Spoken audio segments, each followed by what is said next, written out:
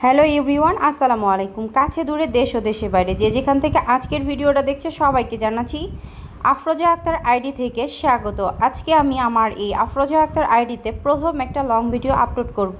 তো জানি না ভিডিওটা কতটা ভালো হবে, যদি ভালো হয়ে থাকে অবশ্যই ভিডিওটা কিন্তু কমেন্ট শেয়ার করে ভিডিওটা দেখার চেষ্টা করবে। তো বন্ধুরা, আজকে আমি সকালবেলা একটু পরোটা বানিয়ে নিলাম। তো সকালবেলা থেকে আমি আজকের ভিডিওটা শুরু করছি।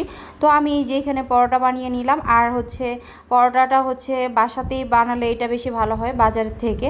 তো যাই হোক, আমার আজকে নাস্তাটা করতে করতে দেরি হয়ে গেছে। আমি একটু অন্য একটা কাজ করতেছিলাম, করতে করতে যাই হোক আমার দেরি হয়ে গেছে। তো যাই হোক বন্ধুরা, আমি এই যে পরোটাটা ভেজে নিচ্ছি, আর এর সাথে আমি একটা ডিম ভেজে নিব। তো এইটাই থাকবে আজকে সকালবেলার আমার নাস্তা। আর তোমাদের কাছে এরকম পরোটা কার কার ভালো লাগে আমাকে অবশ্যই কমেন্ট করে জানাবে। আমার খেতে কিন্তু অনেক ভালো লাগে। তো আমি একটা করে পরোটা প্রতিদিন এইভাবেই, যখন নাস্তা করার কিছু থাকে না তখন এইভাবে বানিয়ে নেওয়ার চেষ্টা করি।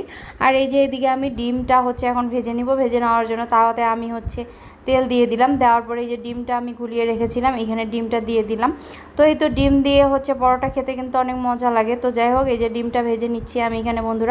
বন্ধুরা এই প্রথম আমি এই আমার নতুন আইডিতে আজকে লং ভিডিও ছাড়তেছি। তো আমার লং ভিডিওটা কেমন লাগে তোমরা কিন্তু অবশ্যই জানাবে।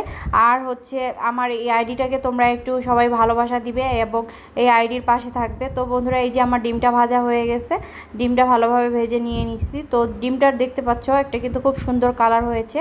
তো এই তো আমার আজকের সকালবেলার নাস্তাটা তোমাদের কাছে কেমন লেগেছে অবশ্যই তোমরা কিন্তু কমেন্টে জানাবে। আর ভালো লাগলে অবশ্যই আমি বলে রাখছি যে ভিডিওটা দেখে খুব সুন্দর করে একটা গঠনমূলক কমেন্ট করার চেষ্টা করবে।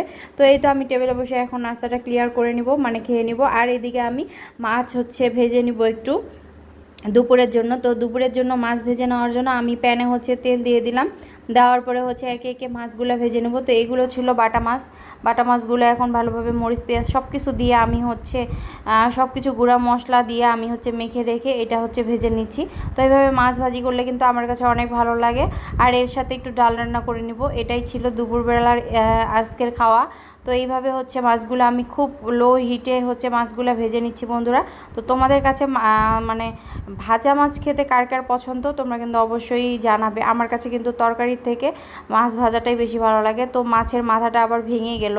তো যাই হোক, করার কিছুই নাই।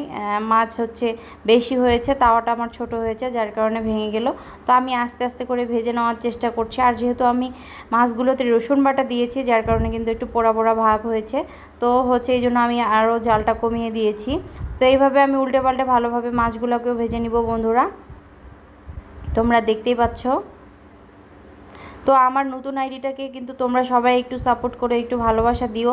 নতুন আইডিটা যেন আমার একটু ভালো পর্যায়ে যায়, তোমরা আমার ভিডিওগুলো দেখার চেষ্টা করবে। আর এই যে ডাল দেখতেই পাচ্ছ, ডালটা আমি প্রেশার কুকারে সিদ্ধ করে নিয়েছি। এখন ডালটাকে আমি একটু বাগার দিয়ে দিব মরিচ পেঁয়াজ আর রসুন পেঁয়াজ দিয়ে। তো বন্ধুরা এই তো ডাল হয়ে গেছে। তো বন্ধুরা আজকের মতো এখানে বিদায় নিলাম।